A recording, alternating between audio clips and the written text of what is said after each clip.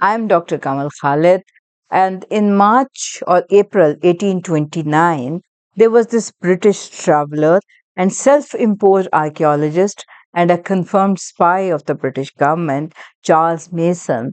He found some bricks in a location that he thought that they belonged to some kind of some fort or some recent activity. Then, 27 years later, in 1856, some engineers carted off these bricks to construct the railway into the into the line of railway line of Sahiwal. And then at that time, it was thought that these bricks are of some importance, and the research that was carried on these bricks and these constructions that proved that they belong to an ancient civilization, which was given the name of Indus Valley Civilization. Um, but this Indus Valley civilization, now which is called as Harappan Civilization, was not given as any important as late as its 1920. But the sophistication of this civilization was apparent through the toys that have been excavated from different locations of this particular civilization and the cities that were associated to them. Of all these excavated artifacts, many of them had scripts.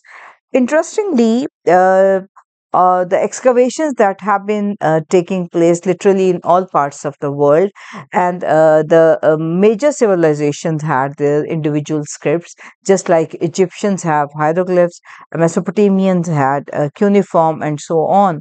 But all these scripts have been deciphered. But this particular script of Indus Valley civilization has not been deciphered as late as today. uh, if we study this particular script, this goes on from simple bot marks to very sophisticated, that is from code digiphase, and becomes standardized in the mature Harappan phase, that is from 2600 to 1900 BC. But as I said before, no one has been able to decipher it um, of till date, and we do not know what's written there.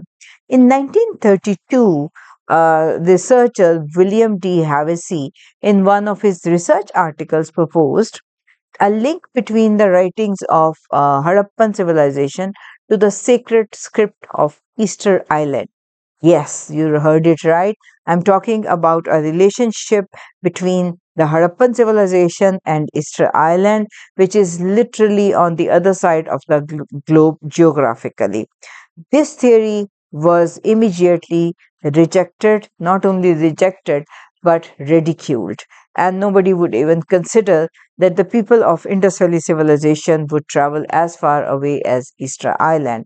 But the whole debate has been initiated again when, in the past few years, another research has been produced in which it has been told that the DNA of the Aboriginal people of Indus Valley civilization, that is the Dravidian, that was found in Australian Aborigines. And that happened almost in 2000 BC.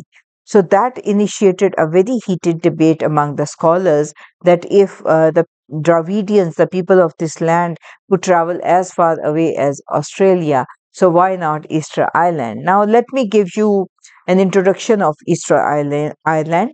Known locally by its Polynesian name, Rapa Nui, Easter Island is the remotest inhabited island on Earth, 1,298 miles away from its nearest populated neighbor. And this particular island was named in 1722 by a Dutch explorer, Jacob Roggeveen, and it was in the honor of the day that they arrived, which they called in their language Pasiland or Easter Island, because they arrived on the island on the day of the Easter. According to the local traditions, the first human inhabitants who came to this island, they believed to have arrived from another piece of land, and an organized party of some very disciplined immigrants came to the Easter Island hundreds of years ago. And but later on, when the Dutch took over the island, they created every kind of used every kind of destructive methods to destroy the population of this island, just like the way they did in other islands of the world. First, the word was the inflicted epidemic of smallpox, which they gave to many aboriginal cultures all over the world in the process of expansion and colonialization. And people died of these epidemics because they were not natural, but they were inflicted upon them. And if you look at the Easter Island, as late as 1877, it is said only 111 Aboriginal people survived there. Then these were the Catholic missionaries. They did the real damage. They went into these islands, especially in Easter Island, and they tried to convert the inhabitants of that island into Christianity. And within that process, what they did was that they declared anything which was of the cultural value. They would declare the objects of evil or of devil, and they were deprived of their language, heritage, and inheritance. That was the real damage that they did at that time period, which was a standard procedure of the white race in every part of the world. Among the grave destructions were a very key destructive part, that was the wooden tablets. Now, these wooden tablets contained local script that was called Rongo Rongo. Now, this name is not exactly the name of that script.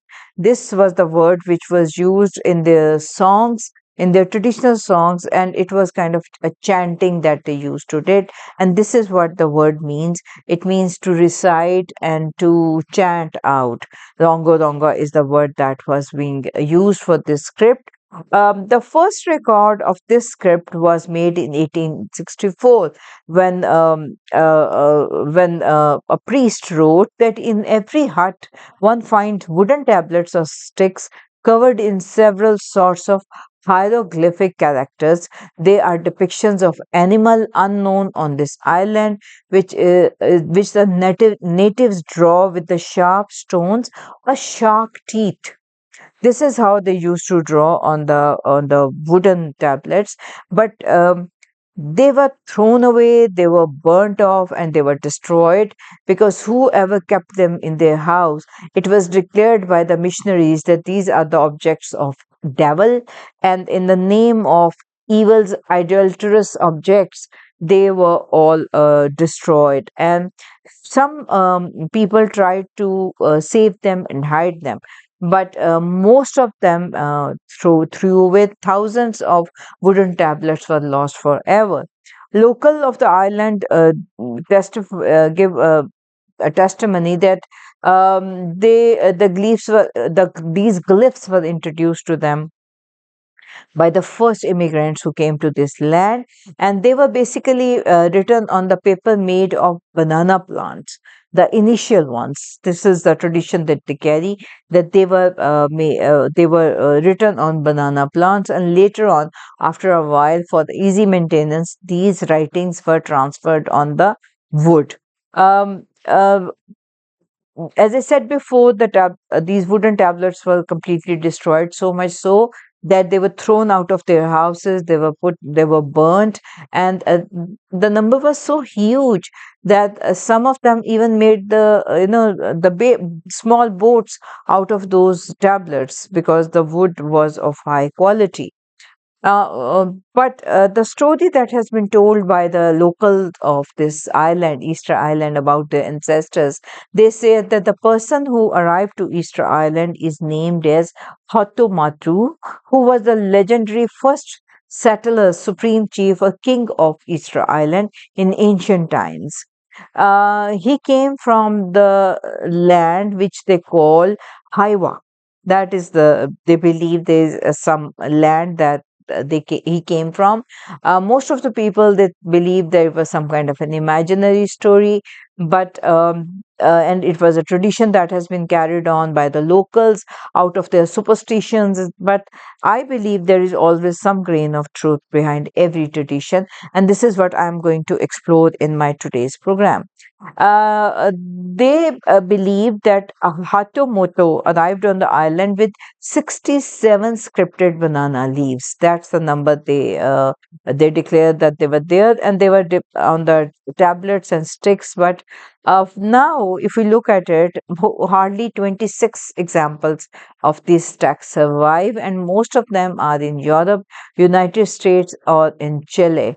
There is not even a single one available on the Easter Island where they actually belong. One theory that was given was that this script developed due to the interactions of European population with the locals. But the Europeans have invaded the other island as well, but none of the other island had developed this kind of script. So this is something which was completely indigenous to this particular Easter island. Now, William D. Harvey's theory of the script similarity between the Harappan civilization and the Easter Island that initiated a huge debate, and the debate was very much in the negative side because it was completely rejected, and they would never thought that the local population could travel as far away as Easter Island. But then, as I said before, the recent research of finding of the DNA specimen in the Aboriginal Australian people has proven that the people of this land has traveled to so far off islands and different countries at that time period. And I'm talking about 2000 or 1500 BC. So, what route did they take? What influences that they have? What is the logical, relationship of the Harappan civilization script and Easter Island script? That I'll talk about in my next program.